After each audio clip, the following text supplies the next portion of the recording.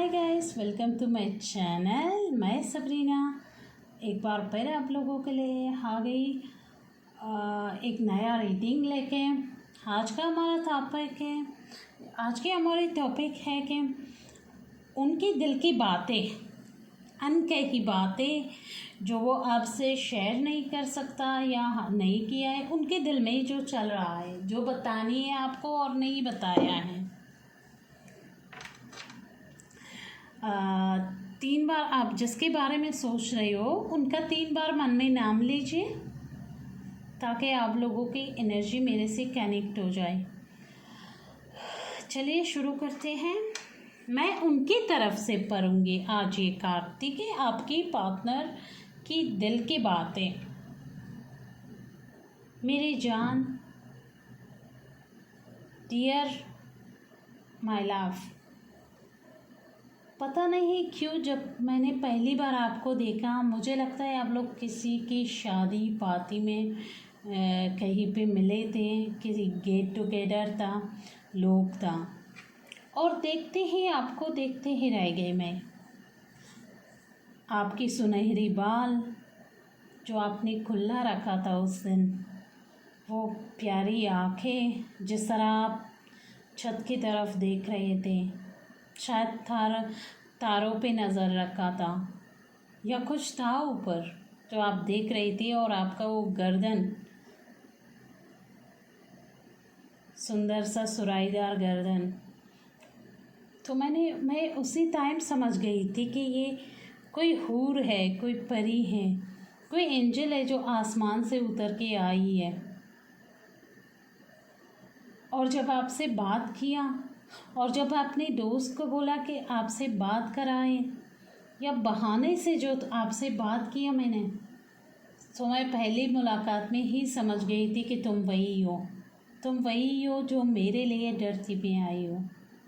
तुम वही हो जो लाल धागे में बांध के ईश्वर ने तुम्हें मेरे लिए भेजा है।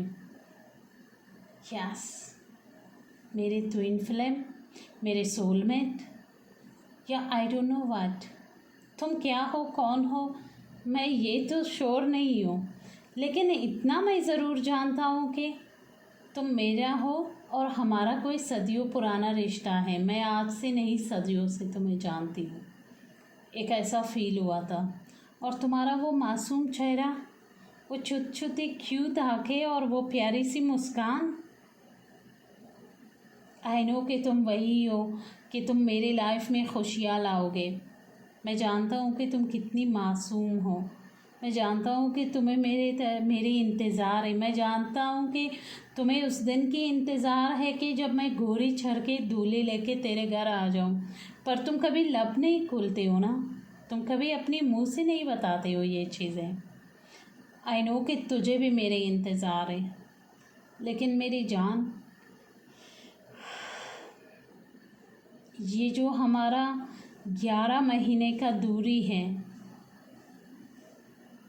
या जो 11 तारीख से मैं आपसे नहीं मिले हूँ, या 11 हफ्ते से जो भी है, ये जो हमारे इतनी टाइम की दूरी है, तुम्हें क्या लगता मुझे तुम्हारी याद नहीं आता? मैं हर रोज़ हर मिनट एक दिन गिन रही हूँ, उस इंतज़ार में हूँ कि कब हम लोग मिले।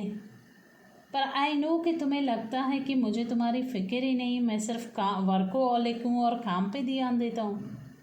मैं तो दिन रात गिनती हूँ कि कब वो दिन आएगा कि मैं तुम्हारी तरफ अपने प्रपोज़ लेके आऊँ और साथ में कोई गिफ्ट लेके। कब वो दिन आएगा कि मैं तुझे अपने हाथों अंगूठी पहनाऊँ। सच बताऊँ तो मैं 2 बार अभी तक अपनी मम्मी पापा के पास गई हूँ, अनडायरेक्टली बात बताया, पर मैंने बता नहीं पाई, सिर्फ इसलिए कि थोड़ा सा मेरे करियर को लेके मैं परेशान हूँ।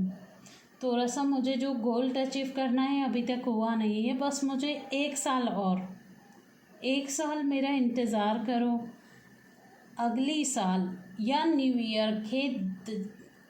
ईयर के 10 तारीख के बाद मैं पक्का किसी न किसी को तुम्हारे घर रिश्ता लेके भेजूँगा। मैं अपने बड़े भाई से भी मैंने बात किया है कई बार, तो उन्होंने भी मुझे बोला है कि तुम टेंशन मत लो, हम तुम्हारे साथ हैं। लेकिन मैं मम्मी पापा को तुम्हारे बारे में बहुत जल्द बताना चाहती हूँ। कभी ऐसा मत समझना कि मैं तुमसे प्यार नहीं करती हूँ या मैं तुम्हें इग्नोर कर रही हूँ। मैं जहाँ हूँ, मैं कमा रही हूँ सिर्फ हम दोनों के फ्यूचर के लिए। मुझे भी तुम्हारा उतने ही इंतज़ार है जितना तुम्हें मेरा। आई नो कि मैं अपनी मुंह से कुछ नहीं कह सकती, लेकिन बता तो तुम भी नहीं देते हो ना। फीलिंग तो दोनों का सेम है।